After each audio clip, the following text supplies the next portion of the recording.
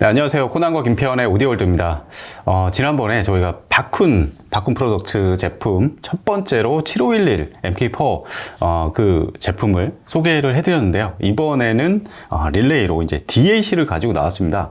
바쿤 프로덕트는 앰프로 원래 유명했었잖아요. 사실 뭐 프리앰프, 파워앰프, 인티앰프, 그다음에 뭐 포노앰프, 뭐 다양하게 앰프 쪽에서 그들의 독자적인 사투리 회로를 사용해서 만든 제품들, 아주 독보적인 그런 사운드를 내줬는데요. 과연 이런 앰프 쪽의 성능에 대비해서 이들이 만든 DAC는 어떤 소리를 내줄까 저희가 궁금해서 이 제품 DAC9740을 공수해 왔습니다. 일단은 바쿤 하면 떠오르는 게 사투리 회로잖아요. 그렇죠. 보니까 사투리가 사토리에서 그 연원된 단어라고 하더라고요. 사토리가 어떤 깨달음, 그렇죠. 어떤 도의 경지에 이른 약간 그런 그 의미를 갖는데, 저는 뭐 사토리 하니까 오디오 쪽에서는 옛날 뭐 어쿠스틱 젠의 케이블 중에 뭐 사토리라고 있었고, 예전에 일본 그 사이키델릭 록 밴드 있어요. 플라워 트래블링 밴드라고 상당히 유명한 밴드인데, 그 밴드의 앨범 중에 또 사토리, 뭐 저는 그런 게 좀 생각이 나더라고요. 김표님은 사실 이렇게 바쿤 프로덕트의 수장 나가이상 직접 만나서 인터뷰도 해보셨잖아요. 그렇죠. 한 3번 정도 만나서 한 2번 인터뷰를 했었는데요. DAC 관련해서 좀 물어본 적이 있어요. 제가 2014년에 얘 상급기, 얘는 지금은 DAC 9740이고 그 상급기가 먼저 나온 게 DAC 9730이었는데 그때 그거를 제가 쓰고 있었어요. 그래서 궁금했던 게, 유저로서 너무 궁금한 게 많았고 몇 가지 물어봤는데, 그 아키라 나가이 대표의 가장 강조했던 게, DAC가 흔히 칩이 뭘 쓰냐 이걸 따지는데, 요즘에는 특히나 심하죠. D 칩셋 가지고 서열을 매기는, 그렇죠. 어처구니 없는. 그게 이제 스펙이 딱 나오니까 서열 매기기는 쉽죠.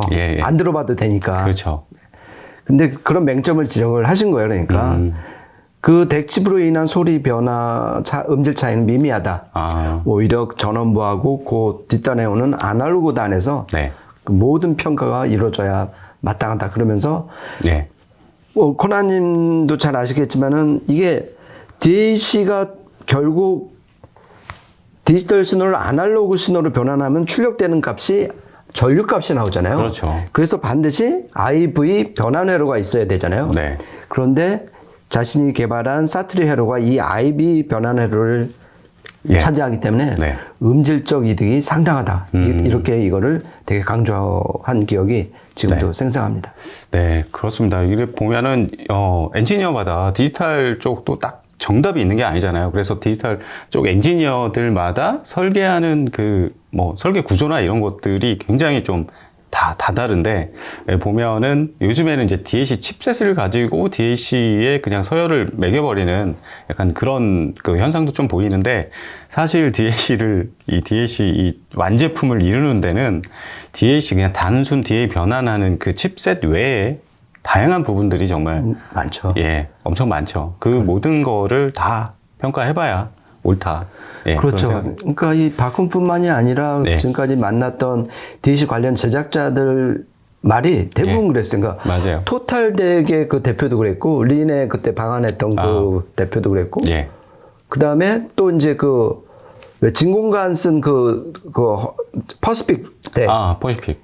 거기서도 칩은 중요한 게 아니다. 자기네 뒤에 그래서 진공관 그 버퍼단을 마련을 한 거고, 이거에 따라서 음질 차이가 난다. 이게 이제 이런 그쪽 그 대가들의 공통된 의견이니까 이거는 좀 참고하시면 좋을 것 같아요. 본격적으로 오늘 준비한 이 제품에 대해서 좀 알아보는 시간을 갖도록 하죠. 일단은 DAC 9740이라는 모델이에요. 9730에 이어서 나온 제품이고, 전면 디자인은 바쿤 모든 제품이 똑같듯이 정말 균질한 그런 시그니처 디자인을 보이고 있습니다. 아주 단순하죠, 사실. 전면 검은색 패널에 여기 오렌지색 노브가 달려 있고요. 여기에서 이 오렌지색 노브가 하는 역할은 그 인풋 셀렉터죠. 그렇죠. 입력, 전환할 수 있는 셀렉터가 마련되어 있고, 중앙에 이제 굉장히 단순한 디스플레이 창이 마련되어 있습니다. 그리고 좀 후면으로 넘어가면은 여러 가지 입출력 단자가 있는데요. 일단은 디지털 DAC니까 디지털 입력이 중요하죠. USB 입력 일단 당연히 있고, 그 다음에 동축 두조, 그 다음에 광 두조, 아날로그 출력단을 RCA가 한 조 있고요. 그 다음에 BNC 출력이 있어요. 그렇죠. 예. 얘네는 이제 그 전류 출력이라고 그래갖고 그렇죠. 사투리 링크를 지원을 하잖아요. 예. 그래갖고 뭐 프리앰프나 인티앰프에서 사투리 링크로 전류 입력이 가능하면은 그 케이블로 전용 케이블로 네. 연결하게끔. 그래갖고 예전에 쓸 때 보니까 청감상 확실히 그쪽 사투리 링크로 연결하는 게 더 네. 나았던 게 분명했던 것 같아요. 같은 바쿤 제품들끼리 연결할 때 이 사투리 링크로 연결하시면 훨씬 더 좋은 소리를 들을 수 있습니다. 그리고 내부로 좀 들어가면 일단 DAC 칩셋 자체는 버브라운 1796 이 칩셋을 사용하고요. USB 입력에서 최대 이제 24192 PCM 신호만 대응을 합니다. 바쿠는 DSD까지는 재생을 안 하고요. 칩셋의 자체 다이렉 레인지는 123dB, 그다음에 뭐 전 고조파 외율은 0.0005%. 상당히 좋은 편이죠. 그렇죠. 이건. 이제 이게 나온 지는 꽤 된 칩이긴 하지만은 지금 코난이 말한 그 스펙들은 어디 지금 꿀리지 않고요. 그렇죠. 그리고 이 PCM 1796 칩이 제가 그 작년인가 올 초에 리뷰를 했었던 아톨의 덱백 시그니처. 거기에 들어갔던 칩이에요. 근데 지금 떠올려 보면 그 덱 소리하고 이 덱 소리는 완전 다르거든요. 완전히 다르죠. 그러니까 덱 칩이 차지하는 비중은 그렇게 많지는 않은 것 같아요. 그리고 참고로 같은 해 나왔던 그 덱 칩의 상위 기종이 그 PCM 1792 칩이거든요. 이 칩은 여러분도 잘 아시는 그 벨칸토의 블랙 EX 덱에 또 들어갔고. 그렇죠. 그것도 소리가 전혀 다른 세상의 소리죠. 완전 다른 소리죠. 어떤 덱칩을 썼느냐는 그냥 참고만 하시고 그 카테고리만 좀 분류하는 정도로 그렇게 봐주셔도 될 것 같아요. 네, 그렇습니다. 그리고 이제 내부 설계 탐구에 들어갈 텐데 내부 보면은 뭐 전원부, 그다음에 입력단, 출력단, 그러니까 보드나 이런 것들을 철저히 좀 분리를 해가지고 상호 뭐 간섭이라든가 이런 거는 일단 피하려고 보는. 그렇죠. 배제하려는 그런 모습들 보이고요. 아무래도 바쿤 DAC는 아날로그 출력단이 좀 핵심이죠. 그렇죠. 아까 김편님도 이제 나가이상과의 그런 뭐 인터뷰에서 얘기했던 그런 것들도 있는데, 김편님 이 출력단 설계 어떻게 돼 있을까요? 일단 전원부는 그때 이제 마침 코나님도 올 초에 리뷰를 했을 때 그 뚜껑을 까보셨더라고요. 다 찍어놨습니다. 증거 사진을. 그렇죠. 저도 궁금해갖고 한번 열어봤는데 일단 전원부는 리니어 전원부예요. 그 알코아 그 트랜스포머에다가 그 이제 평활 코패스터 쫙 박아한 전형적인 리니어 전원부를 썼고요. 이렇게 좀 가만히 들여다보니까 진짜 PCM 1796 칩이 하나만 썼어요. 그러니까 두 개 채널 동시에 이제 커버를 하는데, 그리고 나서 그 뒷단을 보니까 이 사트리 버전 9.3 칩이 채널당 3개씩 들어갔더라고요. 그래서 좀 황금색 나는 P 채널인데 그게 채널당 하나.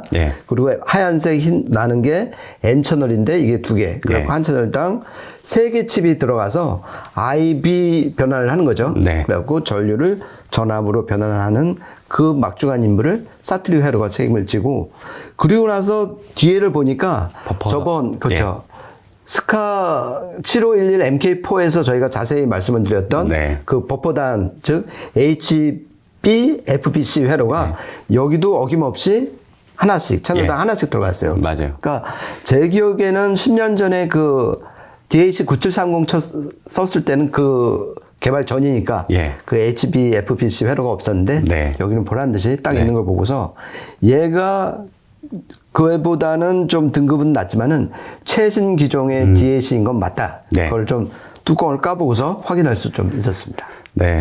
이게 그 해외에 보면은 사실 이렇게 제조사가 아예 내부 회로를 그냥 공개하는 경우도 있잖아요. 사실. 근데 바쿠는 아무리 찾아도 그런 게 잘 없더라고요. 그렇죠. 그러고서 이 마음 급한 코나님이나 저는 직접 그 뚜껑을 까서 좀 확인해 보니까 좀 이렇게 좀 궁금증도 많이 풀리고 좀 나름 쾌감이 좀 있었습니다. 뭐 요즘 DAC처럼 그렇게 막 세련된 막 이런 게 아니라 약간 고풍스러운 약간 빈티지 오디오를 현재 좀 되살린 듯한 약간 그런 디자인인데, 내부도 보면은 그렇게 막 대량 생산한 그런 제품이 아니에요. 내부에 보면 진짜 하나하나 그냥 한 땀 한 땀. 한 땀 한 땀. 예. 그냥 납땜해가지고 예. 이렇게 만든 수공 명품 같은 그런 이미지입니다. 내부 전체적으로. 그렇죠. 예. 그런 설계는 뭐 파워앰프나 프리앰프도 다 이제 일관된 어떤 맞아요. 바쿤만의 좀 시그니처인 것 같고요. 네. 그리고 이제 좀 본격적으로 제가 좀 말씀드리고 싶은 거는 사트리 회로를 DAC IB 변환 회로에 쓰면 뭐가 좋은지 네. 이게 사실 관건이잖아요. 그게 관건이죠. 일단 사실. 첫 번째는 기본적으로 이 사트리 회로가 네거티브 피드백을 안 거는 회로잖아요. 네. 여기에서 오는 음질적 이득이 가장 먼저예요.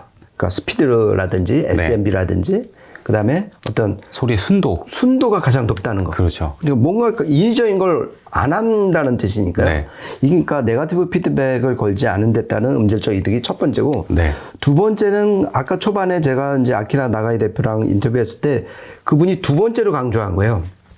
사트리 회로는 전류를 받는 회로이기 때문에 네. 입력 임피던스가 거의 0에 가깝고 출력 임피던스는 전압으로 나가기 때문에 거의 10메가옴에 가깝다는 거예요. 네. 그러니까 저희가 상식적으로 생각하는 전압 입력 회로의 가장 이상적인 거는 입력 임피던스는 높을수록 좋고 네. 출력 임피던스는 낮을수록 좋잖아요. 그렇죠. 이건 뭐 예를 상식적으로 첼로 1메가옴 그렇죠. 이런 거 생각하면은 그렇죠. 근데 이거는 전류 입력이기 때문에 그래갖고 제가 여러 번에 이제 어떤 좀 찾아보니까 전류 입력 시에는 입력 임피던스가 0일수록 노이즈 유입이 적다. 네. 이게 거의 공식화돼 있더라고요. 네, 네. 그래서 그 아키라 나가이 대표의 그 말이 비로소 좀 이해가 됐었고요. 그래서 결국 요 두 가지 이득 때문에 사트리 회로가 DAC IB 변환 회로에 들어가면 좋다. 네. 요게 이제 첫 번째 좀 제가 강조하고 싶은 거고요.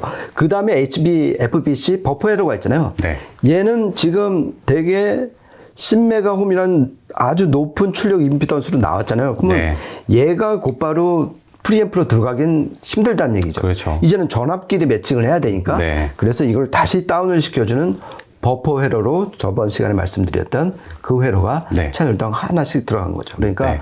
임피던스 매칭용 버퍼의 책무를 그 HB-FBC 회로가 충실히 네. 해내고 있는 구조다. 네. 이렇게 보시면 좋을 것 같습니다. 네, 보면은 디지털 회로나 하여튼 아날로그 출력단 회로나 이들 나가이상을 비롯한 이 마쿤의 어떤 설계 철학이 아주 되게 균질한 그렇죠. 네, 그런 모습 일관된 그렇죠. 예, 그런 모습을 보여줍니다. 과연 요즘에 유행하는 트렌드와는 어떻게 보면은 조금 상반된 예, 그런 설계를 보이고 있는데 실제 소리가 어떨지 한번 예, 저희가 많이 들어보면서 한 세 곡을 녹음을 했습니다. 하나하나 좀 들어보면서 음질적인 특색을 좀 알아보도록 하죠.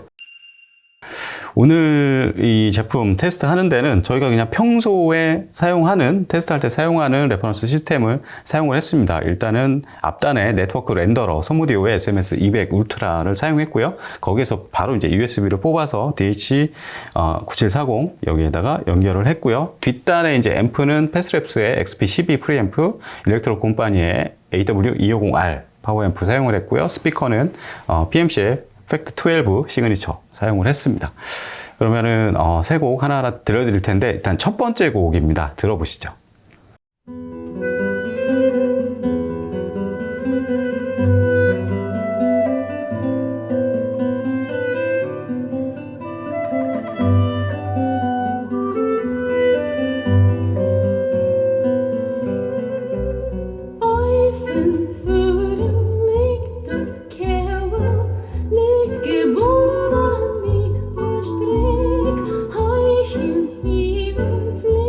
Schwer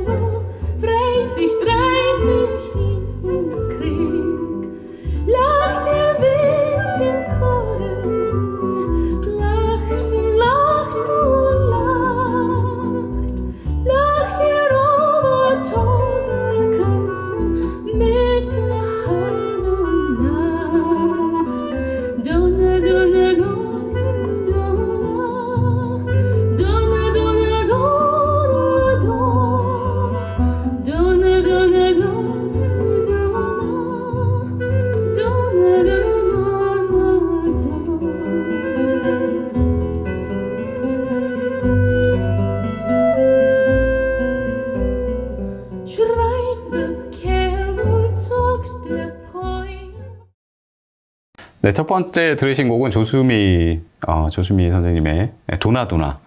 자꾸 전형돈이 생각나는.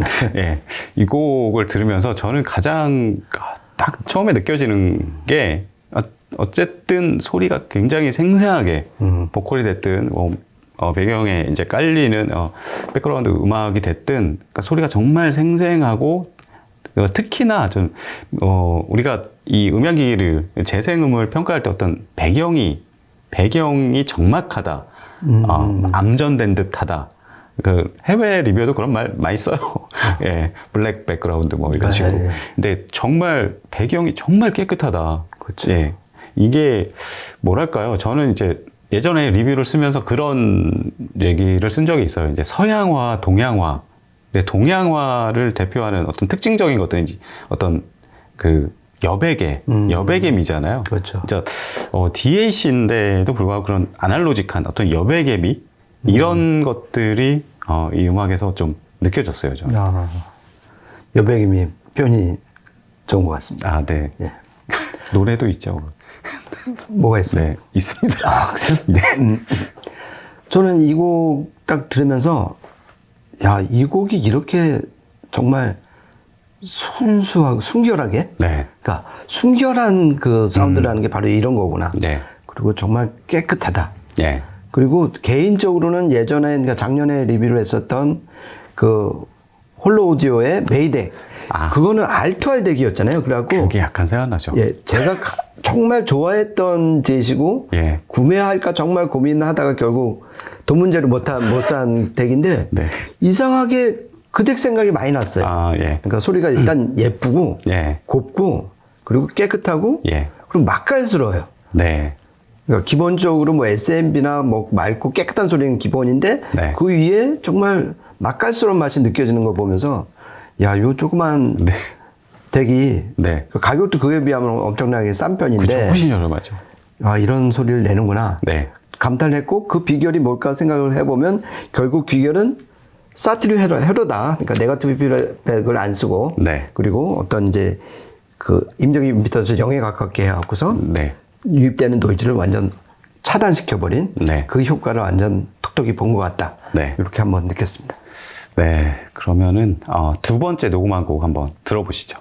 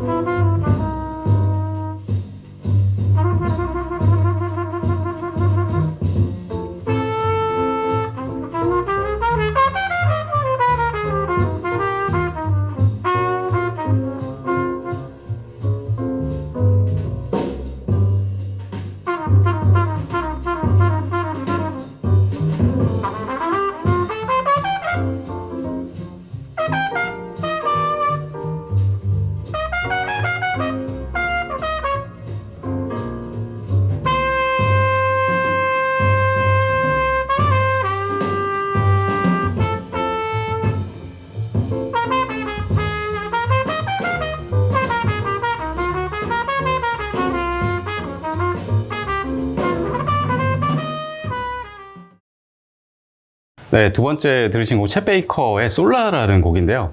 이 곡을 들어보면은 저는 뭐랄까요? 김현님도 아까 언뜻 얘기를 하신 것 같은데 뭐냐면은 뭔가 이렇게 첨가제를 넣지 않은? 그러니까 요즘에 DAC들은 사실 앞단에 FPGA 이런 것도 구성도 많이 하고 그러니까 자체 이제 DAC로 들어가기 이전 단계에 디지털 단계에서 상당히 여러 가지 뭐 필터라든가 자체적인 많이 하죠. 프로그래밍을 많이 써가지고 자체적인 그런 그 기술들을 그 안에 소프트웨어로 내장시켜요. 근데 그 부분에서 이제 사실 이제 각 DAC의 특색들이 많이 이제 첨가가 되죠. 근데 그런 것들에서 그런 것들을 잘못하면 굉장히 좀 소리를 정말 인공적으로 만든 것 같은. 그렇죠. 그러니까 성형미인 같은 그런 사운드로 나오기도 하는데 바쿤 DAC 9740 이걸 들어보면은 그런 인공미가 전혀 없고 정말 자연미. 그렇죠. 예. 자연미인이라고 할 수 있는. 그러니까 저는 어떻게 보면은 뭐 오가닉 사운드다. 약간 그런 언어를 좀 표현하면 이해가 빠르지 않을까 그런 생각이 들어요. 오가닉이면 이제 예. 그러니까 인공적이지 않고 뭐 예. 그러니까 원재료를 그대로 살린. 그렇죠. 조미료를 전혀 안 친 음식 예. 같은. 예. 그것도 역시 좋은 표현인 것 같아요. 네. 그러니까 제가 개인적으로 어떤 앰프의 파워는 이 바쿤이 딸릴지는 몰라도 네. 이 소리결 자체는 정말 손가락에 꼽을 만한 앰프다 생각을 했는데 네. 그런 특성이 이 DAC에 와서 포노 앰프에 와서 정말 빛을 발하는 것 같아요. 예. 그래서 DAC에 들어온 사투리 회로가 역시 좀 빛이 났던 것 같고 네. 그다음에 이 곡에서는 그 저음 특히 베이스 악기가 요쪽 부분에서 아주 잘 들렸잖아요. 아, 예. 그거는 요번에 새로 추가된 예. HB, FBC 그 버퍼 에러 덕으로 네. 출력 임피던스를 최대한 낮게 가져가서 그 에너지 손실 없이 네. 프리앰프로 넘어간 그 덕이 아닐까 그렇게 나름 한번 추론을 해봤습니다. 네. 그렇습니다. 그러면은 마지막으로 세 번째 곡 한번 들어보시죠.